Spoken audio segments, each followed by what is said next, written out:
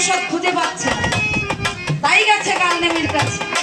কালনেমি বলছে, হনুমান আমাকে কিছুই বলতে হবে না, আমি যোগ বলে সব জেনে গেছি,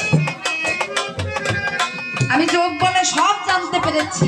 তোমার আমার প্রভু শ্রীরামচন্দ্রের ভাই লক্ষণের প্রাণ সংশয়, তাই তুমি এসেছো ঔষধ নিতে।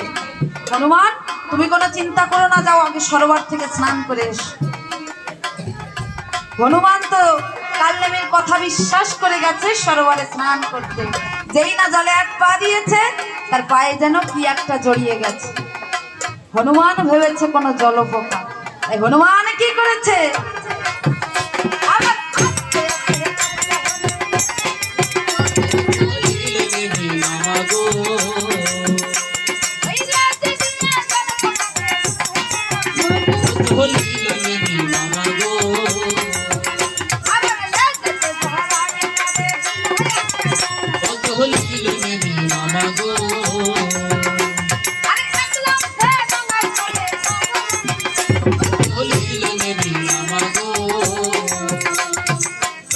জলপোকা ভেবে লেজ দিয়ে জড়িয়ে এক টান দিয়েছে, দেখে বিশাল এক কুম্ভীরিণী তাকে হা করে খেতে আসে।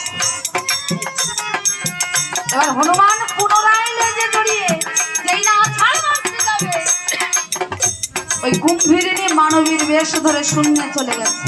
কি ব্যাপার, কে তুমি? হনুমান বলছে, কে তুমি? তোমার পরিচয়টা দিয়ে যাও। বলে, হনুমান আমি স্বর্গের অপ্সরাদের মধ্যে একজন, নাম আমার গন্ধকালী। এতদিন দক্ষ মুনির অভিশাপে এই সরোবরে কুম্ভীরিণী হয়েছিলাম, তোমার স্পর্শে আমি আজ মুক্তি পেয়েছি। তবে তুমি সাবধান, ওই রাবণের বাবা কালনেমি তোমাকে মারবে বলে ছল করে বসে আছে, তুমি সাবধান হও। আচ্ছা বেশ, এই বলে দেবী চলে গেছে। আর এদিকে কালনেমি মনে